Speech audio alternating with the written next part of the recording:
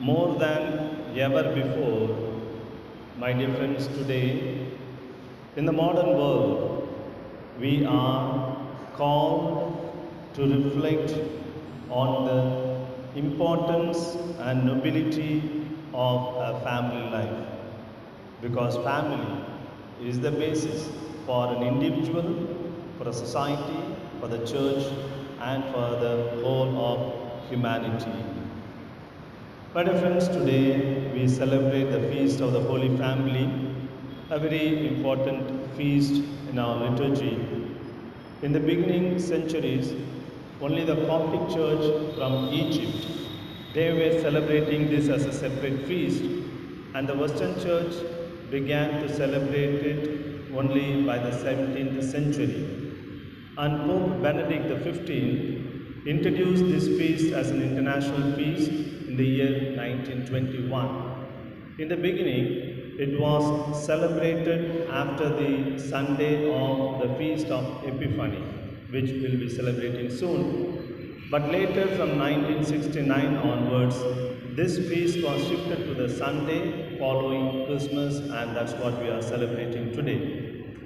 And my dear friends, we have a lot of insights to reflect upon this particular important feast, the Holy Family, because this Holy Family of Joseph, Mary, and Jesus becomes an ideal family for all of us.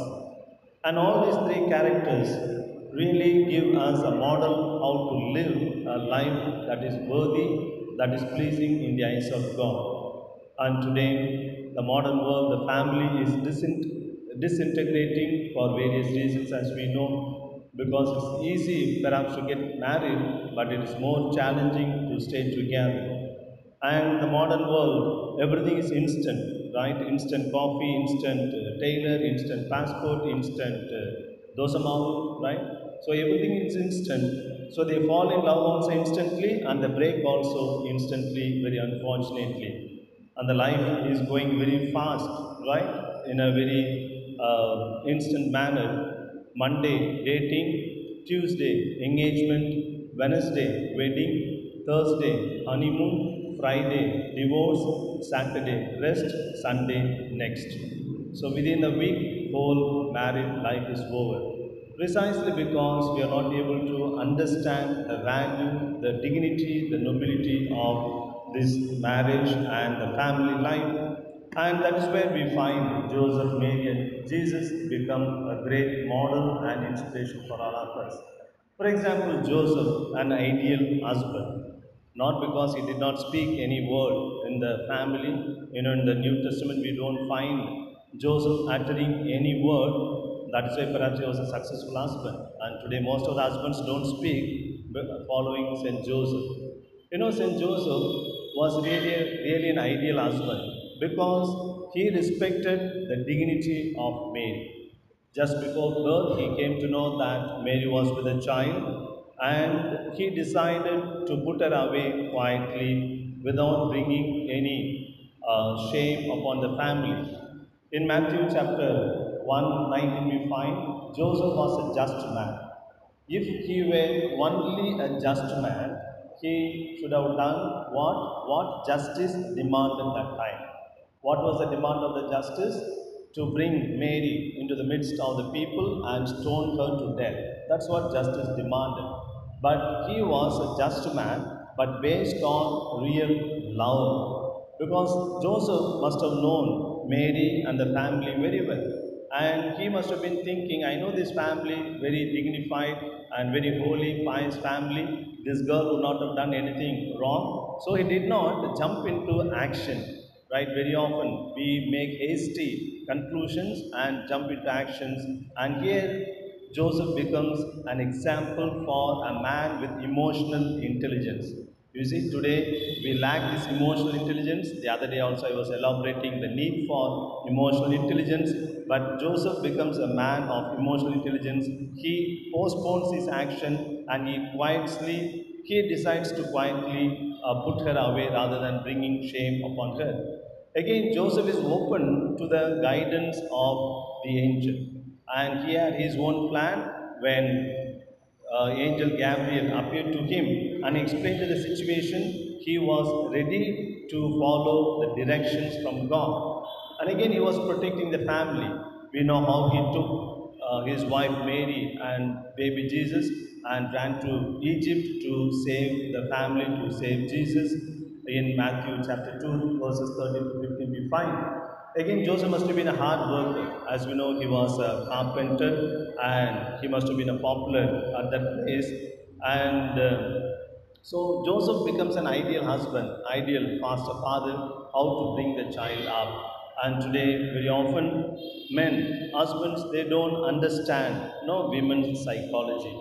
And these days, we have plenty of materials available both in the internet, also in the written books, etc., regarding the psychological difference of man and woman. And when a couple gets, trying to fix up the marriage, we speak about the compatibility of studies and family status, even the color complexion, and even the height, and everything we look.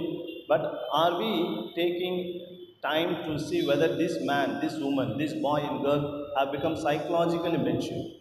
Have they read at least one psychology book on on a woman and man psychology and couple psychology? Today, just a little bit of lack of understanding creates lots of problems in the family. And today, cognitive psychology, more and more researches are being done how male brain and how the female brain works, for instance. And the area that is meant for the language, linguistic area in the brains, which is much more developed in a woman but not so much in a man. It's a science fact. And because of the evolution, the woman, the mother has to speak so much to the child in teaching the language or telling stories to put the child to speak. So in the process, nature, God has developed the linguistic area of the brain of a woman. And man has to understand that. That's why today psychologists say a woman has to speak at least 3,000 words per day. 3,000 words per day. And when the man comes home from the office, maybe already tired, and he must have finished his quota, whatever the words may be, and the woman begins to start her quota of 3,000 words. And man doesn't need 3,000 words, not even 300, perhaps 3 words enough. Give me meal, that is enough, 3 words. And the man should understand the psychology of woman, and the woman should understand the psychology of man. And when women speak more, the man gets irritated. Actually, speaking is a solution. When the wife comes to the man to share her problem, she does not expect a solution from him. She wants him just to listen to her, and listening itself is a solution. But very often, man, with his all logic and reasoning, etc., tries to solve the problem, and she may say, "Keep quiet, just listen. That is enough for me." And when the woman speaks more, the man should not get offended or irritated, just listen. Similarly, when the man does not speak much, the woman should understand. She cannot expect him also to speak 3,000 words as she would say. So, this is a basic psychology. I'm just giving an example. And woman has always a taste for meticulous things, very minute things. And that is why things are there, because the child's safety is depending upon woman's or the mother's ability to note down the small details, whereas a man does not pay attention to these details, and that's not his problem, right? And so this understanding is very, very important once they come to know the psychological makeup of man and woman. And there are plenty of books. For example, John Gray's book, Man from Mars and Women from Venus. Some of you may know. Man's and woman's psychology is so different that man is coming from the planet Mars, woman coming from the planet Venus. Unfortunately, both are living on the planet Earth. If they are living in planet Mars, at least the man would have been happy. If they live in Venus, at least the woman would have been happy. But both have to live on the planet Earth, and that is where the problem. So let us read more, reflect more on the psychology, how to understand one another, etc. And here is where the woman's role also is equally important in the family, and it is the duty of the mother, of the wife, to make the children realize how important the father is. Very often, the mother, the wife, does not make the children realize the role of the father. A child can easily understand what the mother does for her or does for the family because it's a visible sign. Recently I saw a picture. The mother is holding the child in the arms, right? And the child is looking at the mother. The child is experiencing the warmth on the hands of the mother, right? But this mother and the child both are carried by the father on a plate. So the man is standing underneath and he is holding the mother and the child, but the child is not able to see the father who is holding both of them. But the mother certainly knows, the wife certainly knows it is he who is supporting them. So it is a mother's duty to make the child understand the importance of the father. Very often, the wife, the woman in the family, because she is worried so much about her own problems that my husband is not giving me some time, etc., and she has some resentment with the father, the husband, so she fails to teach the child how important the father, the husband also in the family. And that's a mistake of the mother, the wife. Unless the mother tells, how will the child know? And the mother, again, has the habit of telling 100 times how much she loves the child and what are the things that she is doing for the child, but the father never tells that. And that's not his problem because that is not in his blood, in his brain. But the father is again doing everything, right? So it's a duty of the mother or the wife to make the child realize how important. That's what we find in Mother's Mary's life. You see, one simple example, the today's gospel passage where we found Joseph and Mary go in search of the boy Jesus. He was 12-year-old boy lost in Jerusalem temple. When they find him, Mary tells Jesus, "Your father and I have been looking for you." You see, so spontaneously, she gives the importance and the first place to Joseph. Mary did not say, "I and your father were looking for you." In fact, had Mary wanted, she would have been really glorified herself because God chose me to be the mother and you are only a foster father. She could have thought that way. But very unconsciously, it is in the blood that she should respect the husband, and that's why she gives the importance and the dignity. Similarly, a good mother must teach all the values and faith to the children. Of course, both the parents should realize that it is their duty to teach the children. Today, we must realize that values are not taught, values are caught. Values are not taught, but values are caught. Today, children want to see values being lived out in the parents. Sometime back I went from mass, and during the mass, one small, just toddler, maybe 2 years old, small boy was going with a feeding bottle. He was trying to walk, and at one point he fell down. The bottle also fell down, and some milk came out of the bottle, and it was on the floor. Immediately, this small fellow, 2-year-old fellow, took the handkerchief and he was wiping the floor. Now I'm sure his father or mother would not have told him whenever there is something milk on the spilt on the floor, you should wipe it, you should clean it. But the boy must have seen the mother or the father, the grandmother at home doing that, and that's what he's doing here. As simple as that. Today parents are very much worried. My children are not listening to me. They are not paying attention to me. They never listen to my words. Somebody said, "Don't worry that your children are not listening to you, but you should worry that your children are watching you." That is more important because children, they learn more by watching. They want to learn more by watching, not by listening. Therefore, today parents have to take utmost importance and care to teach and to live out the values what the children want to have. And when I say this, children will say, "Yeah, yeah, everything is depending upon my parents." But children, you also have a great thing to do. That is to listen to your parents.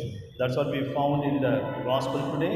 At the last verse, Jesus went and stayed with them in Nazareth and obedient to their parents. And children, they need to obey their parents. If you are not convinced of what the Bible says or what others say, at least be convinced of, again, the cognitive science tells us today. The teenage brain is still developing. The teenage brain is still developing, and the frontal lobe gets a full development only when we are 25 or 26. And this frontal lobe is responsible for thinking and deciding. Weigh the pros and cons, the ups and downs, the good and bad, and make a decision. Till then, a part called amygdala that is very active in the brain, and that provokes the person to act immediately without thinking. And that is why teenage children sometimes they shout, they cry, they make noise. They do not know why they make noise, and we do not know why they make noise because they are provoked by amygdala. And there is nothing wrong with that because that is a way nature evolves the brain. So, till that full brain growth occurs, we need to listen to the parents, we need to listen to the elders and grandparents at home. And because these elders have gone through the stages that you are living, children, but whereas the children, you are just experiencing life. And again, the parents have to understand the teenage children. And oftentimes they say, my children is not listening to me, they are not understanding me. They cannot understand because they have not lived your age of 45 or 52. They are only 17, 20, 21. Whereas you have lived 15, 20, 21 and come to age of 48, 52. So you have to logically understand the children. It is not logical to expect the children to understand the parents.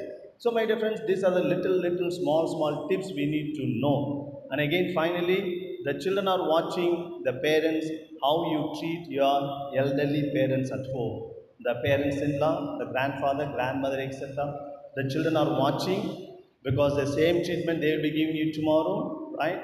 And whatever may be at the old age, lots of fears and anxieties are there. So we need to be extremely kind. That's what in the first reading, book of Sirach, very practical.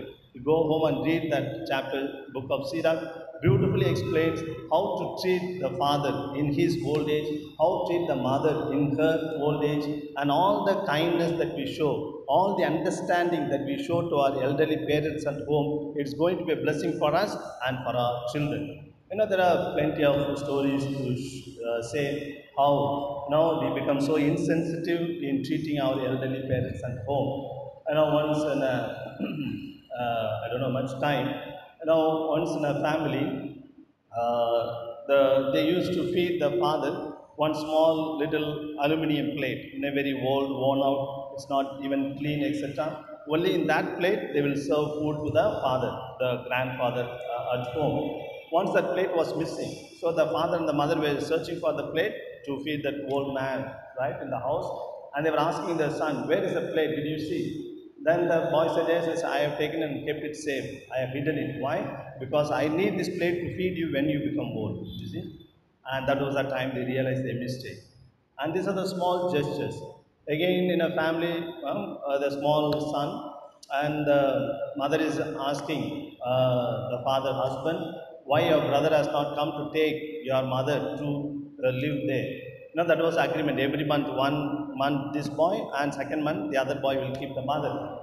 And exactly the phone call came, and the man is replying because the mother, old woman, is living with that brother. So the man is saying, okay, brother, I'll come next week. I'll bring my mother because this week I could not come. So just let her be there for 2 days. And the small boy was looking at him and the mother also. And then the man was trying to explain to the boy, we have only two sons for my mother. That's why 1 month she will be there, 1 month she will be here. And this month it is our turn to bring her, so I'm going to bring her. The boy was still looking at him. Then the man asked the father, what happened? Why are you looking like this? Then he said, for you, only I am the only boy, so where will I keep you for the second month? Because at least the parents have two children, two boys, so they can share. I am only one boy, where will I keep you both for the second month? That's the thing. So today, in spite of all our struggles, all our practical difficulties, etc., if there is a place in the heart, surely there will be a place in the home. And all the elderly parents, they just expect some love, understanding, concern. It's not enough that you give some money for their food, it's to give some money for their medicines, etc. It is needed. But more than that, they expect a word of concern, word of care and love from them. And again, finally, my dear youngsters, you realize the need for spirituality when you are young. Don't think that you'll become spiritual when you become old, 50, 60, 70, 80 years old. You're not even sure that you will live that long. That is one thing. And secondly, if you think that I will become spiritual in my old age, see, unless you experience God, Unless you experience spirituality in your young age, when you become old, you will not even know that there is a possibility of turning to God. You see? Because when you grow old, there will be a lot of struggles and challenges, difficulties, anxieties. Unless you know there is someone, God, to whom I can turn to, you may turn to alcohol. You may turn to some other pleasures, some drugs, etc., thinking that that will be a solution. So let us experience God at your younger age. Again, in the book of Sirach, book of Ecclesiasticus, there are plenty of examples, quotes to show. Let us learn to seek God in our youngsters, in our youthful age, so that we know our spirituality becomes real, genuine spirituality. If you become spiritual only at the old age, it need not be genuine spirituality, because that spirituality may be out of fear, out of anxiety, out of resentment, etc. That's not the real spirituality. Therefore, my dear friends, we can go on reflecting on the need and the relevance of Holy Family. And today, we are all called to be holy, following the example of the Holy Family in Nazareth. Let us make Jesus, Mary, and Joseph as the invisible members in our families. Then our family also will become Holy Family. Let us learn, let us read more and more the psychology of man and woman, so that we can easily understand and solve 99.9% of the problems, because very often only lack of understanding leads to greater problems, and these problems increase the misunderstanding. And today in the modern world, unfortunately, things diverse as a solution. Diverse is not a solution, because if you are divorcing your wife and husband just because of misunderstanding, what is the guarantee that you are going to live with the next husband, next wife also very happily? So rather develop the understanding so that you can overcome the problem of misunderstanding and so on. I don't want to take much time. Let us think about seriously. Let us discuss. Let us dialogue. Let us understand each other, one another, and above all, let us pray together. The family that prays together stays together in spite of all the challenges in their lives. Kindly stand to profess our faith.